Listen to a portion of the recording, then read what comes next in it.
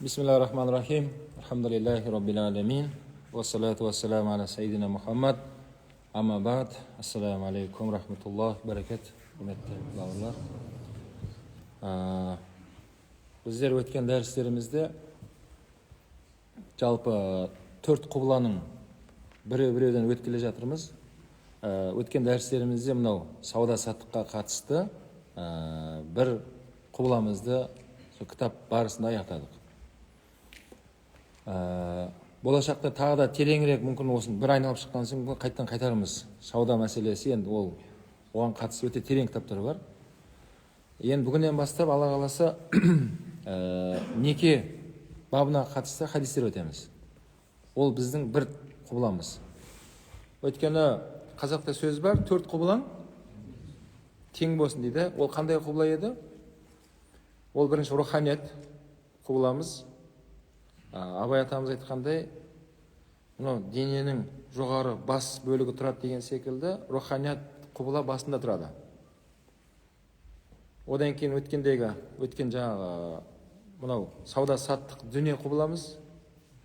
Одан кейін мынау бүгінгі дәрісіміз отбасы құбыламыз. Одан кейін 4-шісі денсаулық құбыламыз. Енді қарасаңыздар, егер руханият құбыламыз дұрыс болмаса, мына үшеуі құрдымға кетеді. Ол қалай? Дүниені қайдан табу, қайдан жұмсауды руханият айтып отырады. Егер бұл болмаса, онда біреудің ақысына кіріп атсың ба, біреуді лақтырып атсың ба, біреуді жылатып атсың ба, саған қызық емес. Айтатын жауабы, сондайлар бар ғой енді елдері. Мен де баяғыда біреу лақтырған, мүмкін солай қайтқан шығар деп, өздерінің сондай айтатын жауаптары. Жоқ, біз біреумен санасып, біреулер сөйтті деге олай болмайды. Кім не істеп жатқан біз білмейміз, бірақ Құдайдың алдына барған кезде әрқайсымыз жеке есеп беретінімізді ұмытпайық. Және бүгінгі дәрісімізде отбасы мәселесінде руханият құбыламыз дұрыс болмаса, отбасымыз да дұрыс болмайды. Оның хаққысы бар, ол аманат отбасы, мына осылай. Сол себепті мынау руханият отбасы жаңағы құбыламыз, ол жаңағы намаздан басталатын болса, сабырлық, тәуекел, шүкір, қанағат деген бәрі сол ауқымды сөз ғой, руханият деп жатқанымыз. Оны енді неде басқа ұстаздар өтіп келе жатыр, түрлі тақырыпта, сол бәрі руханият құбыламыз деп айтсаңыздар болады. Құрметті тыңдармандар, сіздер Алла қаласа соңына қарай сұрақ жауапты қарайтын болам. Демек, бүгінгі тақырыбымыз қай құбыладан бастаймыз? Отбасы құбыламызға қатысты хадистер. Фиққа кірмеймін. Арасында енді бұлай соңында сұрақтар болса, фиққа қатысты, отбасыға қатысты оны талқылаймыз. Бірақ жалпылама соған қатысты хадистер жиынтығына өтеміз иншалла. Бұл жайында Абдулла ибн Мас'уд радиаллаху анху айтады: "Қала Расулуллах саллаллаху алейхи уассалам: "Я ма'шарал шабаб, ман истата'a минкум ал-ба'ата фалятазавваж, фаиннаху агадду лил-басар ва ахсану лил-фараж, ва ман лам ястати' фа'алейхи бис-савм, фаиннаху лаху вижа'ан." Пайғамбар саллаллаху алейхи уассалам айтты дейді: "Ай бойдақтар қол көтерсінші, неде бар ма бойдақтар?" Бәрекелді.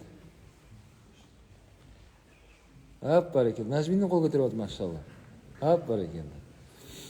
50-ден көп екенсіздер, 50%-дан көпшілігіміз бойдақтар екен. Дұрыс жасап жатсыздар. Өйткені отбасылық мәселесін біз ойлағандай емес, оны осылай біліммен, ғылыми бар отбасы құрсаңыздар, әлде қайда жеңіл болады иншалла. Соны бойдақтар деп айтып жатыр, бойдақ кісілерге. Кімнің отбасы құруға шамалары келсе, соны тездетіп, созбай, тездетіп не істедің деп жатыр? Басыңды екеу қылып отбасыңды құрыңдар дейді. Егер кімнің оған шамасы келмесе, және сол отбасы құрғаннан кейін не болады десе, ол отбасы ағадилел басар ва ахсанул фараж. Отбасы құру сенің көзіңді тыйып жүруге, шахватыңды тыйып жүруге өте үлкен бір нығмет дейді. Отбасы құрғаның. Оған шамаларың келмесе отбасы құруға, онда ораза ұстаңыздар, ораза қалқан болады сіздерге дейді. Не нәрсеге қалқан болады? Шахуатқа, күнәға, зінаға. Өткен зіна деген ең үлкен патологияның қосылу ғой. Опасыздық қылу да. Бірақ біз бір нәрсені ұмытпайық. Сол опасыздықтан да төмен астында дене ағзаларымыздың зіна істейтін үлесі бар екендігін басқа хадисте ескертеді саласалам. Көз зінасы бар, қол зінасы бар, оймен зіна бар, құлақпен бар, естіп, солай болыпты ма деп. Соны ұмытпайық бауырлар. Яғни зіна деген жо мен ондайға жоламаймын деп, бірақ көзіңді тыймай жүрген болсаңыз, бірақ бойдақсың да. Соларға да ескертіп жатыр саласалам. Үйлену, отбасы құру бұл көзіңді тыюға, ойыңды, нәпсіңді тыюға әбден саған үлкен көмек дейді. Енді қазір бойдақтар айтатын болсақ, әрдайым айтып келе жатырмыз. Бұл отбасы құру кейде бәсекестікпен қиындатып жіберді қазір жастар. Оны мойындауымыз керек. Мына жерде алейхиссалам не деп жатыр? Шамаларың келсе деп бастады хадисті. Ал қазір күнде қарасан, негізінде отбасы құруға кез келген жастардың шамасы келеді негізінде. Егер анау еліктеуді, та басқалардың бір тойында көрген нәрсенің бәрін шегеріп тастай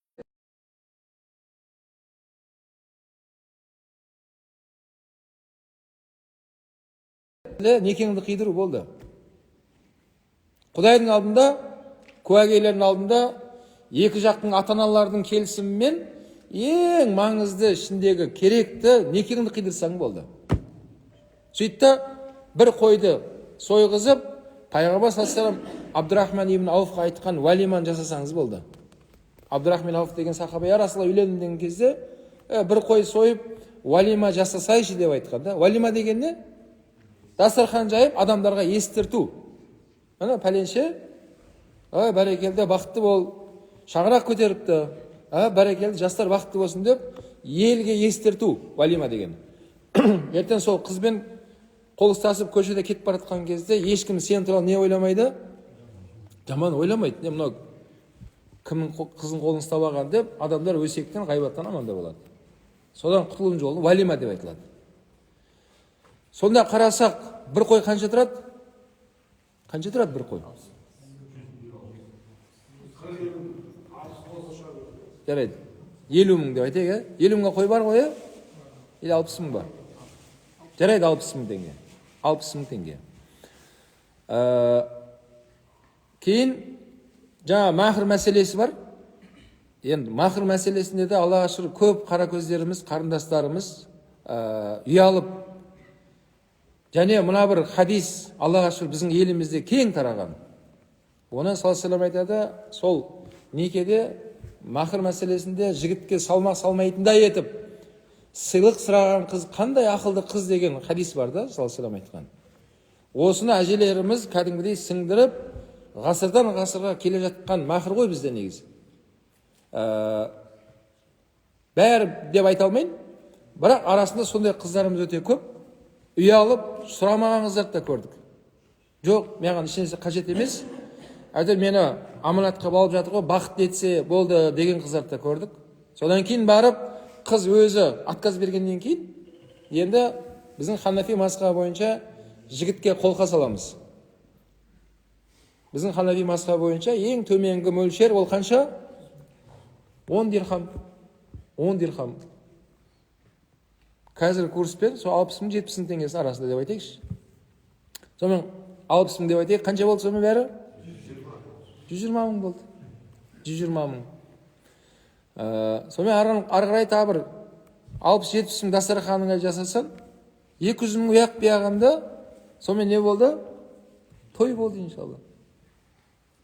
Құдай қаласа, азынан кешкісін бір таксовать етіп келсеңде, сол ақшаны табуға болады да. Бір аптық жұмыс істеп, 200 мың теңге табуға болады да жігіттер.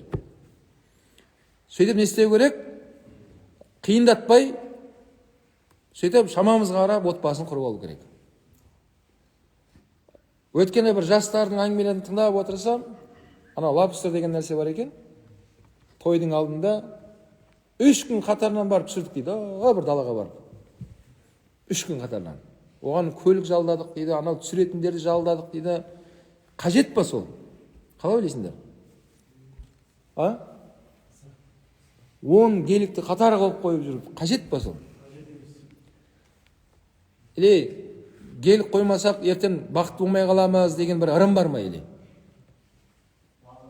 Мысалы, бәріміз де осындай кезеңнен өттік та, бәріміз де үйлендік, бәріміз де тойымыз болды, Аллаға шүкір.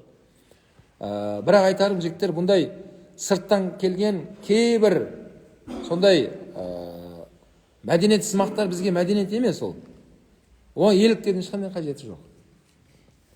Сол үшін біз мына өмірде біз бір нәрсені түсініп алайық, құрметті жастар, біз ешкімге жарыспайық, ешкімге еліктеме, өзіңнің ыңғайыңа қарап, әрқайсының жүрісіміз бар, жағдайымыз бар, соған қарап не істеу керек, төселіп, шаруаңды бітіріп, өмірді жалғастыра беру керек. Ал қазір күнде қарайтын болсақ, енді Пайғамбар заманында қиын болды да, өйткені бұлар Меккеден Мәдинаға хижрет қылып барған кезде еш нәрсе қалмады ғой олардың қолдарында, мұхажирлерде. Үй, жай, дүние бәрін тастап кетті Меккеге. Өздерін әтір қараған басын алып шыққанына сол олжа болды сахабаларға. Түнде сол бәрі ұйықтады-ау деген кезде біреу екеуден көрініп қалмайық деп сыртқа шығып, сөйтіп Мәдинаға көшіп жатты бұлар. Қорадағы малды сүйреп кету, анау тауыр үйдің ішіне бір басқа бір затты алып кету ойында болып жатқан жоқ бұлардың. Әйтеуір өзіміз аман есен, біреудің көзінен түсіп қалмай шығып кетсек болды Мекке қаласынан деп Мәдинаға көшті да бұлар же. Барған кезде түк жоқ, еш нәрсе жоқ. Мынау нәрсе сол кезде айтылған еді, мына хадис. Шамаларың келсе деп айтылып тұрғаны, ол кезде ол кісілердің жағдайы өте қиын. Енді қазір қарасақ, біздер іш жақтан көшіп келген, бір алып келген адамдар емеспіз ғой деп жатқаным ғой. Орныққан, міне. Былайша айтқан кезде елімде, қай қалада жүрсең де, бәрі еліңде жүрсін. Сәл әрекет қылып, еңбек етсең, не істеуге болады? Басыңда екі қолы алуға әбден болады. Демек, мына хадисте, құрметті жастар, міне жалпы тақырыпты осы хадистен басталында, иншалла не істеңдер, алдымыз қыс, күн суытып келе жатыр. Жасты құшақтай беріп фаша жасасыңдар. Әрекетте не дейді қазақ? Әрекетте берекет. Әрекетте берекет. Мән арада айюлқаллаха тахиран, мутахиран, фалиятазаввазл харайр.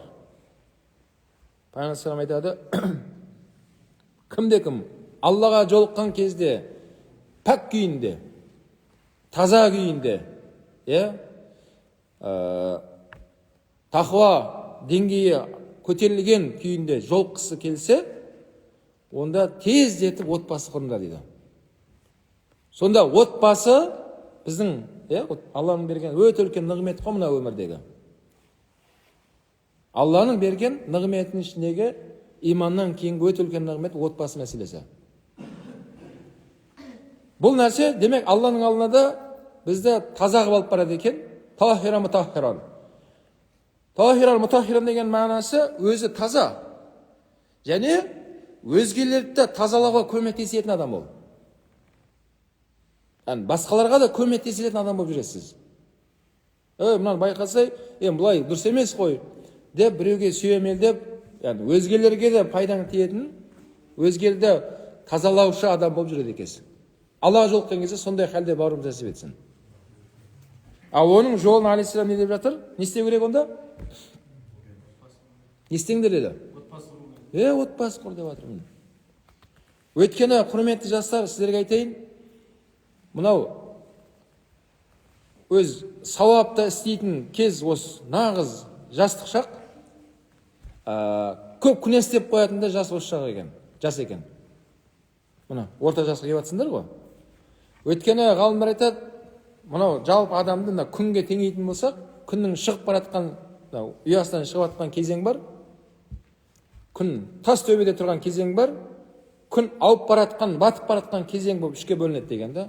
Бұл күннің шығып жатқан кезең сенің балалық шағың дейді. Күннің батып баратқан жағы ол сенің қартайған шағың. Алла өмір берсін баршамызға. осы екі кезеңде де жерге анау айтқандай бір сәулесін шашып, жерден андай өнім шығармайды дейді. Күн шығып жатқан кезде де, батып бара жатқан кезде де. Нағыз қызуды беретін қай кезең? Түскі уақыт. Түскі уақытта күн ана нені қатты береді, энергияны. Соны ғалымдар айтқан, мына осы жастық шақта айтқан. Дәл осы шақта көсіліп көп сауап істеп қалуға да болады. Немесе Құдай бетін Аллах етсін, көбірек не істеп қалуға да қатері бар, күнә істеп қоюға да. Өйткені балалық шағында адам көп күнә істей алмайды, қартайған шақта да күнә істей алмайды адам. Не денсаулық жарамай қалады, не бір тағы бір кедергілер болып қалады. А қазір мына шақта сіздерге кедергі аз. Сонда ескеріңдер деп жатыр. Ад-дуня матаун ва хайру матаиха ал-мар'атул салиха. Мына дүниенің ішіндегі бір нығмет, уақытша біздің уақытымызды зерік қалмау үшін алаңдатып қоятын нәрсені матақ деп айтады. Яғни мына өмірде ешкім зерікпейді. Алла Тағала мына өмірде біз зерікпейтіндей өмір берген. Сонда бірақ осы дүниенің ішіндегі сол матақ, уақытша бізді алаңдататын осы нығметтің ішіндегі ең қайырлысы дейді алейхиссалам, ең қайырлысы салихалы жар дейді. Яғни отбасы құру. Демек отбасы құрған адамдардың мүлдем уақыт болмайды деген сөз. Яғни отбасы құрған адамдар зеріп қалмайды деген сөз. Бүгін оған отбасыға бөлінген уақыттан қияметте ешқайсы сұралмайды екен. Яғни отбасыңа бөлінген уақыттардан қияметте ол сіздің сауап жағына шешілді. Сіздің пайдаңызға шешілді. Ертең азан кешін жатып алмаң да үйлеріне. Жұмысқа шықпай, сауап ала берейін деп.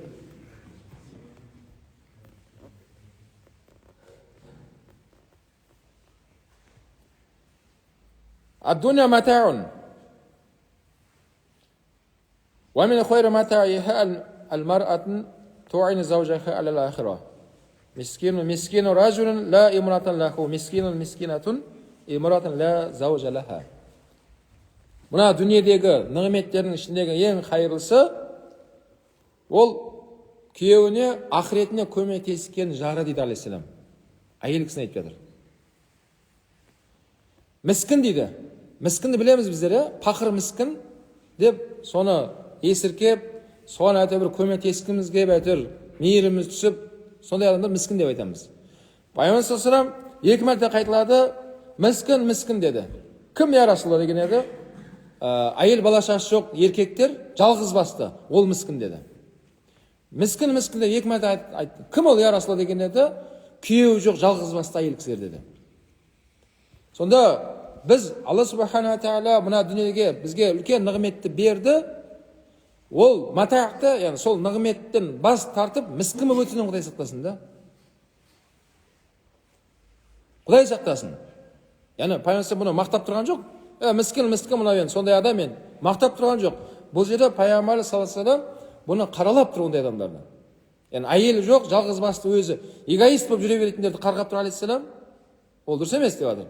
Және де бай керек емес деп жатқан әйел кісілерді алейхиссалам оларды да қаралап жатыр. Ол да дұрыс емес. Сол себепті қазақ неде жалғыздық кімге жарасады? Алла субхана тағала жарасады. Алла Құранда айтады, әрбір жаратылысты жұбымен жаратқанын айтады. Сонда мына өмірде сол жұбымызбен жүруіміз нәсіп етсін. Ақыретке жұбпен баруымыз нәсіп етсін. Ал мына өмірде сіздер қараңыздар, мына өмірде жаңа айтқандай, сол міскін жолы таңдасан, онда адам қатты қиыншылыққа тап болады. Және ол адам жаңа айтқандай көп былыққа кіреді, көп күнәға кіреді. Әйел кісі болсын, ер азамат болсын. Былай жатқан кезде ер азамат әйел кісісіз өмір сүре алмайды. Әйел кісілер де ер азаматтарсыз не істей алмайды? Өмір сүре алмайды. Бір жеті шыдайтын шығар, бір ай жарайды дейтін шығар. Бір жыл жүрамайды бірақ точно. Ер азаматта, әйел кісіден. Өткен Алла сөйтіп жаратқан табиғатынан бар нәрсе ол. Адамда нәпсі бар. Ол мың жеріне әулие болып кетсең де, нәпсіні ұстау қиын болады ол мәселеде. Сол үшін шариғат осындай берген нығметті біз бағалауымыз керек. Жаңағыда міскін болудан Құдай сақтасын.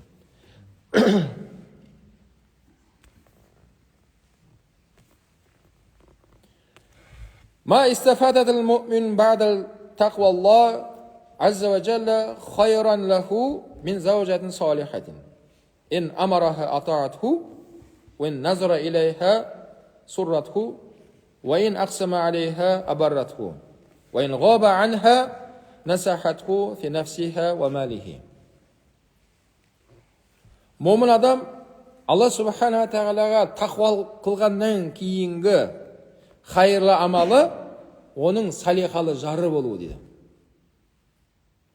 Енді құрметті ер азаматтар, біз бір нәрсені білейік, ойлауымыз мүмкін, салиқалы жар мәйен нәсіп болмады маған.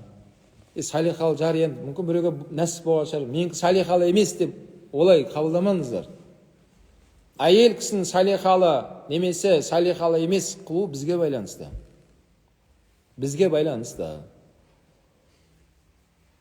Біз сол әйел кісінің шариғат 40 парызын орындауына жағдай жасап, өзіміз шариғатқа амал істесек, біздің жарымызда ол салиқалы болады.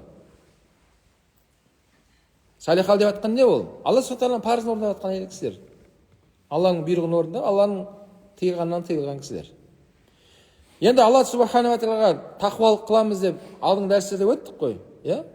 Тақуалық бұл мұсылман адамның ең шыңы ол дәрежесінің. Алланың алдында ертең дәрежеміз тақуалықпен көтеріледі аят айтады. Аятта не дейді? Инна акрамакум индаллахи атқакум дейді. Расында Алланың алдындағы ең ардақтыларың кімдер? Тақуаларың дейді Алла. Демек, тақуалық жайында көптеген аят бар Құран кәрімде. Соны салсам айтады.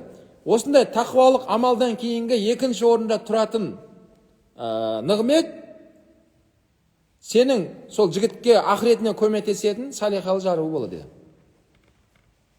Енді ақыретке көмектесетін деп айтып тұр ғой мына жерде. Демек, ақыретке көмектесу үшін, демек, ер азамат өзі бірінші ақыретке жолға шығу керек өзі. Яғни ақырет жолына өзі мықты белді буып кірісу керек ол адам. Содан кейін барып, әйелді не істейді оған? Не істейді?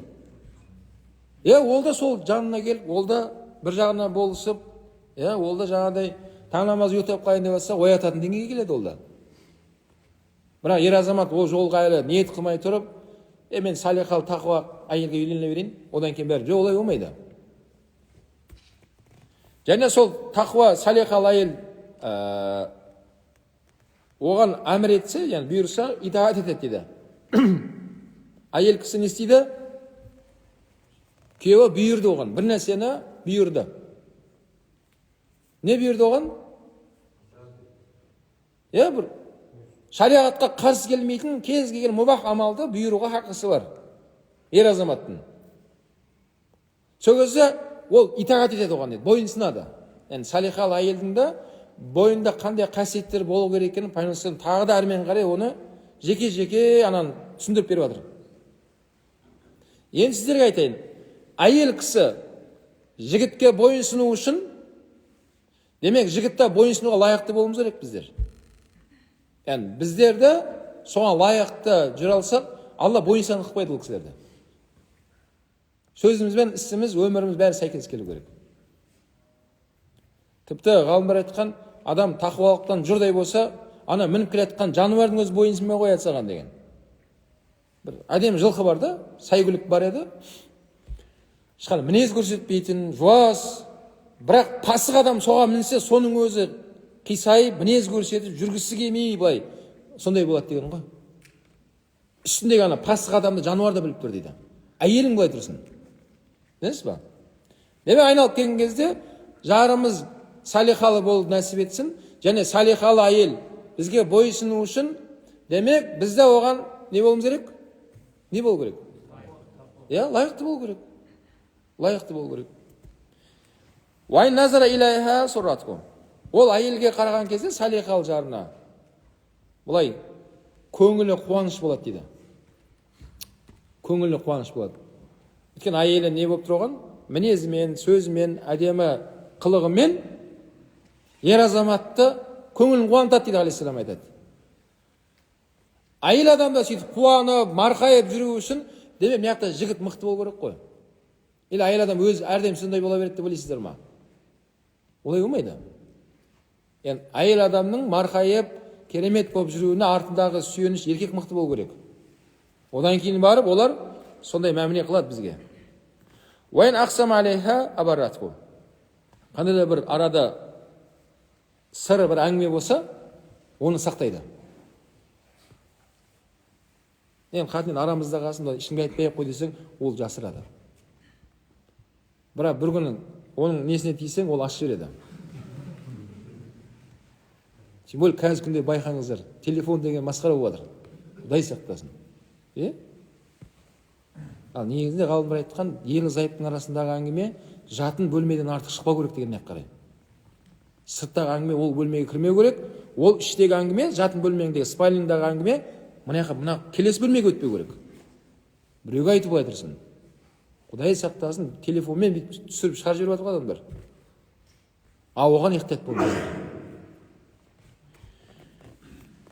Уайын ғоба анха насахатку фи нафсиха ва малиха. Сөйтіп күйеуі сапарлатып кететін болса бір жақ қарай, әйел кісі не істейді? Арын және ол жігіттің мал дүниесін сақтап қарап отырады дейді. Сонда салихалы жардың осындай қасиеттерін Пайғамбар бізге тәпсірлеп айтып берді. Ал осындай болуға, және айтайын құрметті жастар, оның артында тұрған бізге көп нәрсе байланысты. Біз қандаймыз, соған жараса бәрі солай реттеле бастайды. Біз қалай бұзыламыз, соған қарап бұлар да бұзыла бастайды.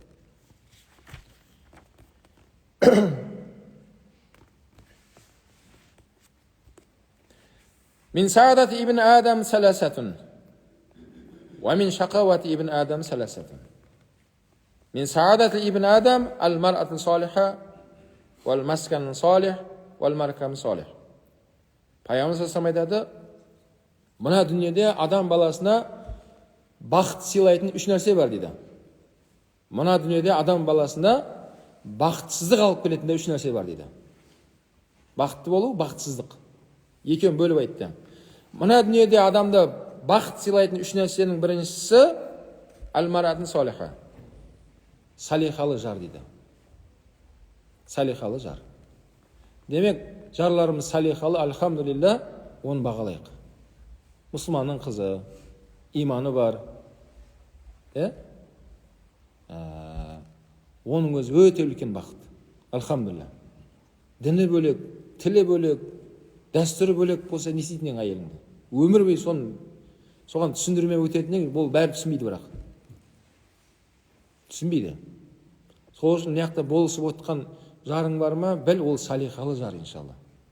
Мына дүниедегі бақытыңның сенің ең бірінші ол салихалы жарың болуы, одан кейін өзіңе жайлы үйің болу дейді. Үй жайың болу. Одан кейін үшіншісі жайлы өзіңе ыңғайлы көлігің болу дейді. Мына дүниедегі бақыт деген осы үш нәрсемен бізге ескертті. Демек, кімнің әйел бала шағасы бар? Үй жайы бар, және несі бар? Көлігі бар ма? Сен мына дүниедегі ең бай адамсың, ең бақытты адамсың. Енді мына дүниеде сондай бақыттан алыстау болған үш адамды бақытсыздыққа, яғни бақытсыздыққа алып баратында үш нәрсе бар деді. Әл-мар-әл-су, жаңағыдай пасық жары болса, әйел кісі. Және тұратын үйі де өте жаман болса, және көлігі де нашар болса дейді. Енді ол тұратын үйіміз жаман қашан болады? Қашан болады үй? Намаз оқылмаса, өрге қонақ келмесе, ол үй, Құдай сақтасын, сондай бір зиратқа айналып қалады. Қайсы бір үйде құлшылық қылып, азан айтылмаса, ол жерге жындар, шайтанның нелер көбейіп кетеді. Қай жерде Аллах акбарлатып намаз оқылып жатса, ол жерде мәләйкалар көбейеді. Ол жерде шайтандар қашады. Сол үшін үйімізді бейітке айналдырып қоймаңдар деген мағынада хадистер бар. Яғни үйімізде не істейміз? Кейде құптан намаздан кейін сүннетті оқып, өтірәжді оқымай кетіп қалатындарымыз да сол жамағаттардың. Үйге барып, үйімде нәпіл намаздарды оқып барып артынан өтірік ажып оқимын, үйімді неге айналдырып қоймайын? Намаз оқымайтын бейітке айналдырып қоймаңдар деп айтқан ғой деп саллаллаху алейхи вассаламда. Сондай амалдарымызды ұмытпауымыз керек екен.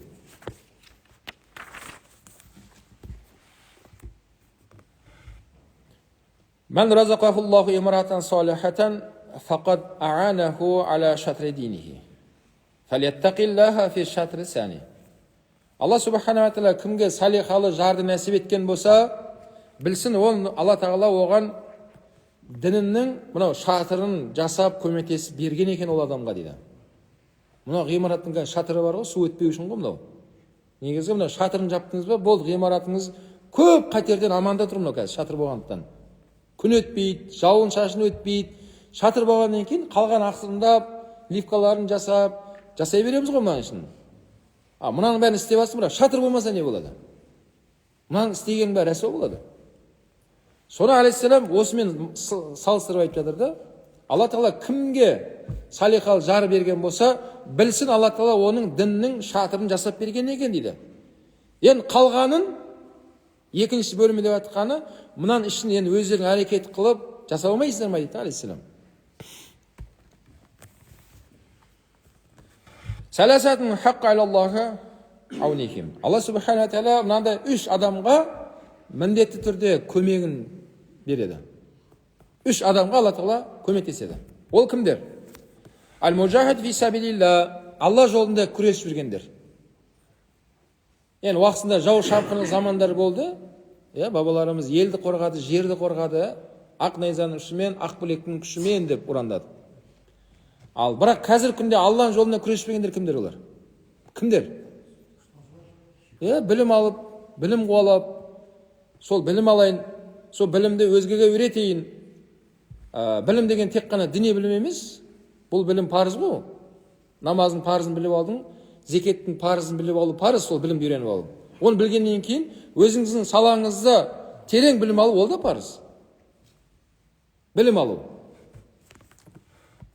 Демек, сол білім алушылар жалпы қазір күнде сол білім алу арқылы көптеген жетістікке жетеді. Солар Алла жолында жүрген адамдар есептелінеді. Алла тағала сондай адамдарға көмектеседі. Екіншісі, ол макатиб аллази юридул ада. Екіншісі мынау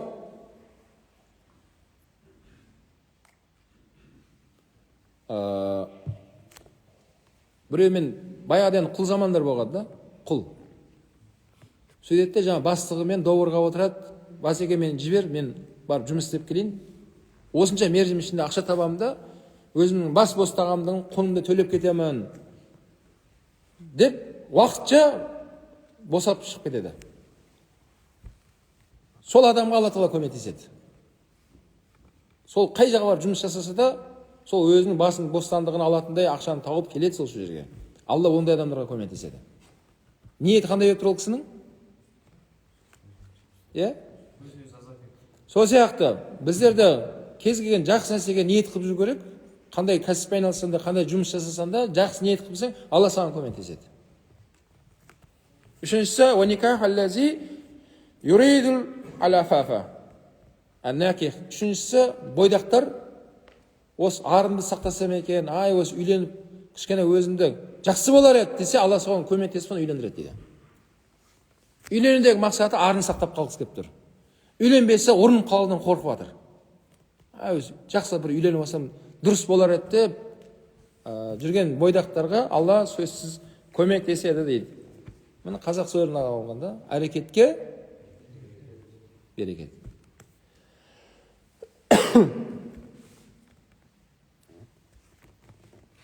Ман кана мусиран ли ан юнкиха сумма лам янких фалайса минни. Кімнің үйленуге жағдайы болса, бірақ үйленбеді. Отбасы құруға жағдайы бар, бірақ не істемей жатыр?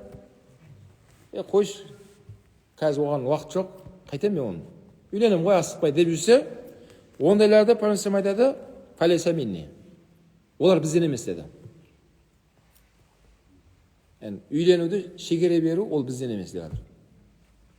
Қажылықта сөйтіп айтамыз ғой, биыл қажылыққа баруға шамаң бар. немесе құрбандық шалуға шамаң бар, не дейді? Біздің намаз оқитын жерге жоламасын ондай адамдар деген. Сондай ауыр хадистер бар. Біздер бұл нәрсені естігеннен кейін не істеу керек бауырлар енді? Амал ету керек. Құдай сақтасын да, пайғамбар бізден емес деп тұр ондай адамдарды. Енді үйленуге шамасы келмейтіндерді оны Алла көріп тұр. Алла оған көмектеседі деп жатыр алдындағы хадисте. Ол әрекет қылып жатыр, тиын жинап, Құдай қаласа, міне енді Алла бұйыртса, міне сәл қалды, отбасы құрамын деп жүр. Екінші біреу бар, үйленуге емес, жаңағыдай не, машина алуға, басқа бір дүниеге кірісіп кетті да, ақшаны соған жинап жүр. Сол үшін құрметті жастар, осы нәрсені қараңыздар.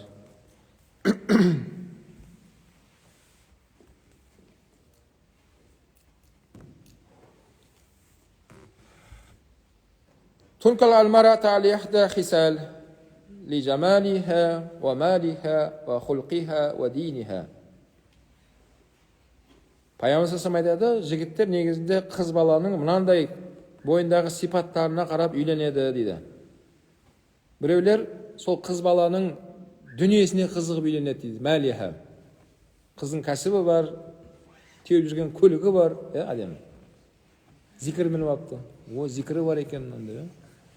Қараса iPhone 15, мынау әдемі крутой қыз екен ғой деп, біреу соған кәдімгідей ғашық болып қалды соған. Кәдімгідей басымен қадады, осы қызды, осыған үйленеді деп. Екінші біреу бар, оқулықиха. Екінші бір жігіт басқа бір қызға мінезіне қызығып үйленгісі келіп тұр дейді. Мына қыздың мінезі керемет екен, осы қыз маған келеді екен деп. Үшінші біреу, ва диниха. Үшіншісі дініне қызығып тұр дейді.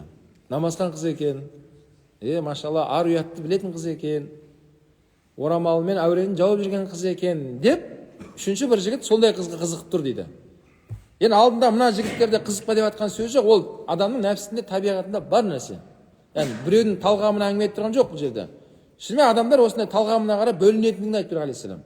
Біреу мынаған қызықты, біреу мынаған қызықты, біреу мынаған қызықты деп айтып келеді да, фаалейка бизатиддин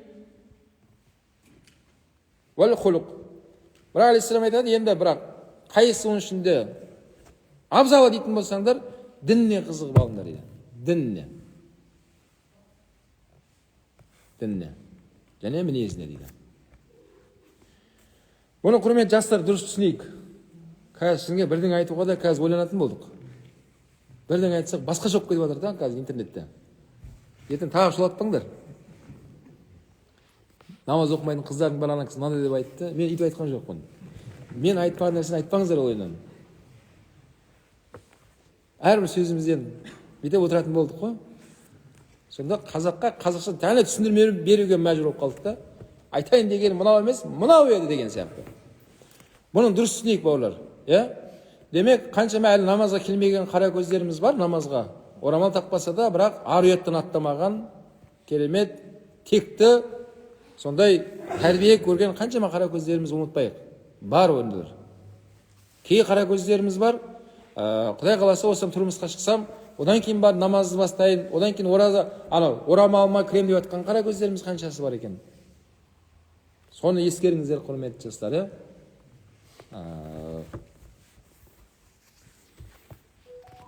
Ман тазаважа имратан ли'иззиха лам язидуллаху илля зулла. Енді жаңа айтты, осының алдында хадисте, біріншісі қыз баланың мал дүниесіне қызығып үйленді деді ғой. Бұл жерде бір ниет деген нәрсе бар да. Қараңыздар, осы ниет туралы болу керек, айтқымыз келіп тұрмын жерде. Одан кейін хадис алейхиссалам басқа хадис айтып тұр. Қара, бұл жерде егерде кім бір қыздың абыройына, жаңағыдай, атағына, абыройына, мына қыз блогер екен, осынша подписчигі бар екен қазір заманда да, атақты қыз екен деп, соған бұлай үйленсе, Алла Тағала ол жігітті қор қылады сонымен дейді. Не қылады? Наоборот болады. Нәтиже керісінше болады. Дейді. وَمَنْ تَزَوَّجَ لِمَالِهَا لَمْ يَزِدُ اللَّهُ إِلَّا فَقْرًا. Немесе сол қыз баланың дүниесіне қызығып, ақшасына қызығып үйленсе, ол жігітті Алла Тағала кедей қылып қояды дейді. Кедей болып өтеді өмірде адам. Қараңыздар, ниет дұрыс болмаған ғой. Енді айтпаймыз да, демек дүниесі бар қыз балаға үйленбе деп айтып жатқан жоқ. Бұны дұрыс түсініңіздер. Просто ниет дұрыс болмағанда бұл жерде. Немесе біріншісінде қандай қызға үйленбе деп тұрған жоқ бұл жерде. Абырой атағы бар қызға үйленбе деп жатқан жоқ. Просто жігітте әңгіме болып тұр. Ниет дұрыс болмаған. Оның тек қана сол абыройын пайдаланғысы келіп тұр ғой ол. Ой, мына абыройы бар екен, осы арқылы мына жақта шаруамды бітірем деп тұр ғой ол ше. Наоборот болады да бәрі. Егер ниетін дұрыласа ше, мынау елге сондай сыйлы қыз бала, демек Құдай қаласа осы қыз баладан жақсы отбасы шығады деген жақсы ниетпен болса ше, онда жақсы болады. Немесе жаңағыдай дүниесі бар қыз бала. Мынаның дүниесі бар екен, Құдай қаласа менде кішігірім бір кәсібім бар, екеуміз бірігіп, Құдай қаласа ертең медресе соғамыз дейсіз. Мешіт соғамыз. Мынау иманы жақсы қыз екен деп, сонда ниетпен үйленсе ше. Онда медресе соғады екеуі бірігіп Құдай қаласа. Ол жақсы нәрсе да. Бірақ бұл жерде айтып жатқан ана жігіт ешқандай жақсы ниет қылып жатқан жоқ қой. Бар ойы қыздың несіне қызығып тұр? Байлығына. Алла Тағала оны қор қылады дейді, жігітті. Кедей қылып қояды дейді Алла сақтасын. وَمَنْ تَزَوَّجَهَا لِحَسَبِهَا لَمْ يَزِدُ اللَّهُ إِلَّا دَنَاةً. Ал кімде-кім оның жаңағы қыз баланың тек қана мынау әкесі пәленшенің қызы, түленшенің қызы, әкесі мансапты да енді. Соған бұла деп, сол мансабына қызығып сөйтіп, сол қыз балаға үйленем деп әрекет қысып үйленсе дейді, Алла Тағала ол жігіттің өмірі өте жаман болып кетеді дейді. وَمَنْ تَزَوَّجَ امْرَأَةً لَمْ يُرِدْ بِهَا إِلَّا أَنْ يَغُضَّ بَصَرَهُ وَيُحْسِنَ فَرْجَهُ أَوْ يَصِلَ رَحِمَهُ بَارَكَ اللَّهُ لَهُ فِيهَا وَبَارَكَ لَهَا فِيهِ. Ал егер де жігіт әйел кісіге, қыз балаға үйлендегі мақсаты шахуатымды тыям, арымды сақтайым, және осы отбасы құру арқылы кішкене қазір қатыгез болып жүрмін, мейірімді оятып аламын, мейірімді бола бастаймын деген осындай ниетпен болса деп жатыр. Осындай болса, Алла Тағала жаңа қызға да жігітке де берекетін береді дейді. Берекелді неке болады, берекелді отбасы болады бұлар дейді. Бұны қарасаң, шаңырағы керемет, берекелді отбасыға айналады дейді. Бұнда айтқымыз келгені, демек, құрметті жастар, бір қыз балаға көз салған болсан, ниет туралы болыңдар. Ниет қалай болсын? Құдай қаласа, мына қыз баланың мен шежіресін көріп тұрмын. Құдай қаласа, мына қыздан елді қорғайтын батыр келеді, Құдай қаласа. Құранды жаттайтын қари келеді, Құдай қаласа деген жақсы ниетпен кірісу керек та ол қыз балаға. Соған қарай болады. Мынау қарасаңыздар, мынау Қаздауысты Қазбек би атамыздың әкесінің аты кім? Келдібек, анасының аты кім? Тоқмейіл. Сол Келдібек атамыз жаңа Тоқмейіл анамызға үйленеді ғой, отбасы құрады. Сол кезде анау Келдібек атамыздың достары, құрдастары қалжыңдап айтады ғой. Сен ханның қызын ба бір аладың ба десек, барып алған қызың мынау ма деп әзілдесіп тиіскен да олар. Ал алған үйленген қыздың жаңа Тоқмейіл анамыздың бір көзі қыли болған, бір аяғы ақсақ болған.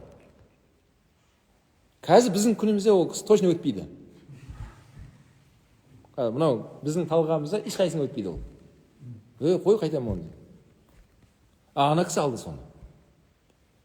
Енді ары бері анау шай тасып жүріп құлақ естіп қалып, жаңа Тоқмейіл анамыз, ол да өлеңмен әзілдесіп жауап берген кітапта бар сол кісінің айтқан сөзі. Не деп айтқан ол кісі? Мына көзім осындай, аяғым осындай кемсіз бар екенін мойындаймын дейді, жоққа шығармаймын. Осы бірақ Келдекең екеуміз арамызды алыстатқан жоқ дейді. Мен алты алашты мойындататын би өмірге алып келем деп айтқан сөз бар да. Кейін осы әңгіме жаңағы кімнің әкелеріне жеткен екен да, жаңа Келдібектің. Кейін жігіттерді шақырып алып құлағын бұрап айтқан екен, сендер не айтып жатсыңдар деп. Біз сендер қарап тұрғанға қарамадық деп айтқанда, біз оның шежіресінен қызық деген екен. Ол қыз баланың, жаңағы Тоқмейіл анамыздың шежіресінде 5 би шыққан адамдар екен, аталары. Ел басқарған 5 би шыққанда тарихтарында. Мына кісі соған қызығып тұр ғой. Сонда ниетпен алған оны, ақиқатында Қаздауысты Қазбек би бабамыз өмірге келген да. Міне. Сондай ниетпен болса, онда ол байдың қыз бола ма, ол ол жаңағыдай мансапты бола ма, проблема жоқ жігіттер. Бұл жерде айтқымыз келіп тұрғаны ниетіңді торлап ал. Ал бірақ жаңа айтып жатқандай, өзің әрең бет әлі руханиятыңды реттей алмай жатқан болсаң, абзалы жаңа иманның шатырын дайын шатыр әкеліп орната салғаның абзал, саған жеңіл ол. Міне Аллаға шүкір, Нұрбұлақта қаншама жылда қара көздеріміз бітіріп шығып жатыр, Аллаға шүкір, білімді. Дайын ғой. Ана көлік сатып алған кезде де, бүйтіп қарайсыңдар ғой. XLA болса не ол? Толық комплектация да, европейц. Вот осыны аламын дейді. Ақшаң жетпейді сен. Жоқ, братан, мен біреудің қарызы осыны аламын дейді. Неге? Ол көріп тұр. Ертең қысты күн подогрев бар, анаусы бар, мынаусы бар. Бәрі бар да мында. А егер андай сәл ондай болмаса, ала бер, өзің қара. Өзің ретте боласың бірақ. Сол сияқты осындай таңдау варианттарын айтып жатыр да хадисте. Бірақ абзалында салlallahu алейhi айтып кетті. Сол үшін құрметті бойдақтар қауымы, бүгінгі дәрісіміз осымен аяқталды. Хадисіміз. Сұрақтарыңыз болса, осыған қатысты қойсаңыздар болады. Эфирдегі бауырлар. Сіздер қазір сұрақтарыңыз жаза берсеңіздер, мен қазір мына жақтан бір сұрақ қарайын. Сұрақ бар ма? Бүгін дәріске қатысты қойыңдар. Әлі өтпеген дәріс жайында сұрамайық, өтініш, уақытымызды алмайық. Болашақта дәріс барысында бәрі уақытымен келеді, құдай қаласа. Мен сұрап тұрғаным бүгінгі өткен дәріске қатысты айттым. Бар ма сұрақ?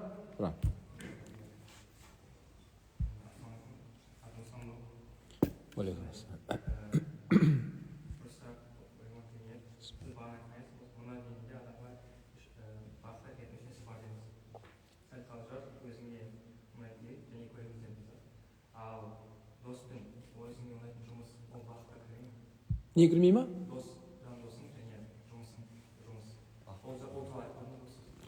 Жоқ, оны мен айтқан жоқпын ғой, оны кім айтты?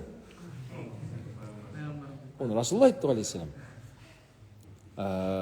Енді біз хадисте қалай келді, солай айтуға мен солай шектелеміз. Бірақ жаңа сен айтып тұрған нәрсені, енді жаңа не айттың да? Кәсіп айттың ба? Дос, кәсіп деп жатсың ғой. Соның бәрі соның ішінде. Соның ішінде бәрі. Яғни жарың дұрыс болса, үйден қонақ үзілмейді, дос үзілмейді. Көлігің мықты болса, сен айтқан бәрі реттеледі. Соның астына кіреді ғой бәрі.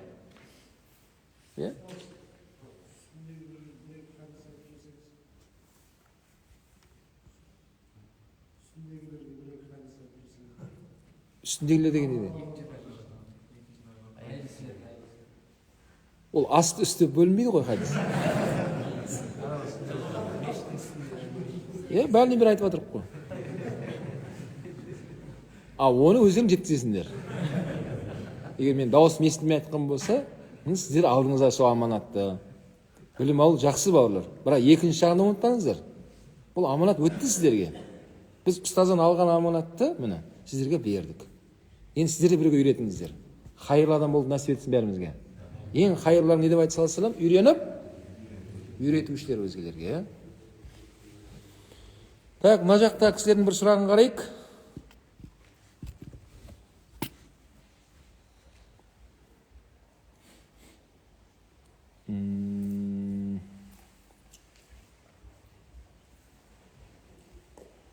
Сұлу қыз алсам қалай болады? Әдемі ғой. Сұлу қыздар алу керек. Балдарың сұлу болады ертең, құдай қаласа. Красавчик болады бәрі. Қарау керек. Бірақ өзің де сұлу бол да. Енді сұлу деген тек тәніне қатысты қарамай, негізінде жаны сұлу болу керек адамның. Адамның жаны сұлу болса, дене бітіміне көрініп тұрады ол нәрсе. Бірақ тек қана сыртына сұлулыққа мән беріп, ар жағын қарамасаңыз, сырттағы сұлулық ол уақытша. Уақытша. Бәріміздің фигурамыз бұзылады. Бәріміз қартайып келе жатырық. Бәрі бұзылып жатыр ғой, бәрі өзгеріп жатыр ғой. Алладан басқасын бәрін істейді, өзгереді. Алла ғана өзгермейді. Ал бірақ жанның сұлуы деп жатқан сол тақуалық, ол ешқашан модадан қалмайды. Ол ешқашан істемейді, ол ескірмейді, ол қартаймайды. Сол үшін сұлу болған жақсы әрине.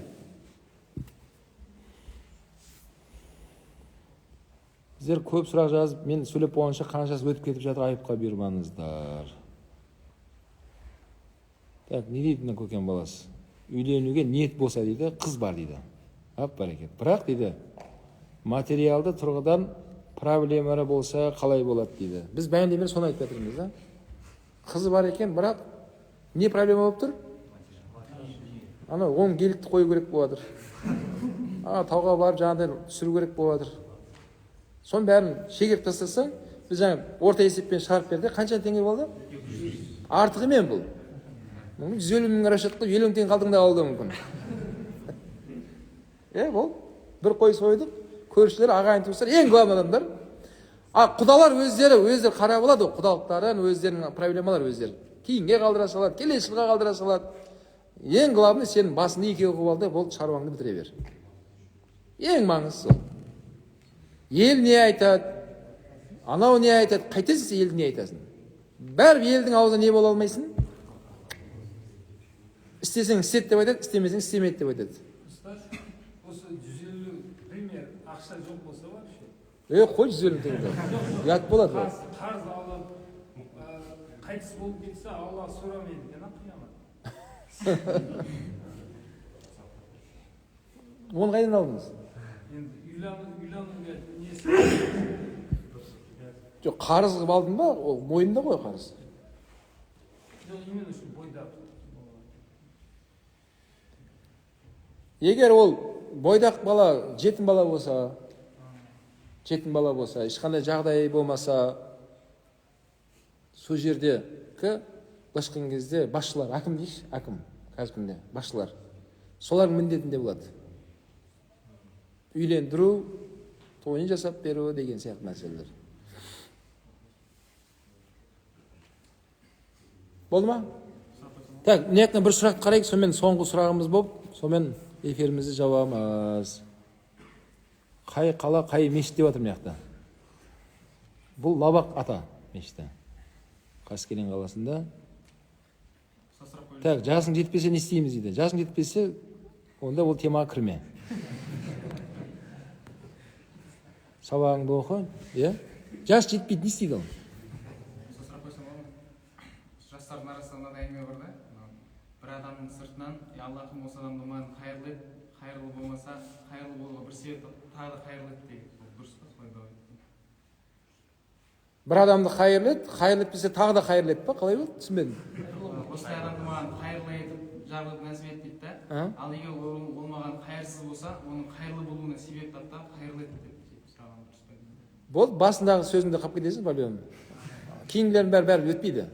Алла мен қайырлы дедің ба, болды, Алла сұбханала саған қайырын не жақындатады, не алыстатады екеніңді. Тағы да жылап жүрме да.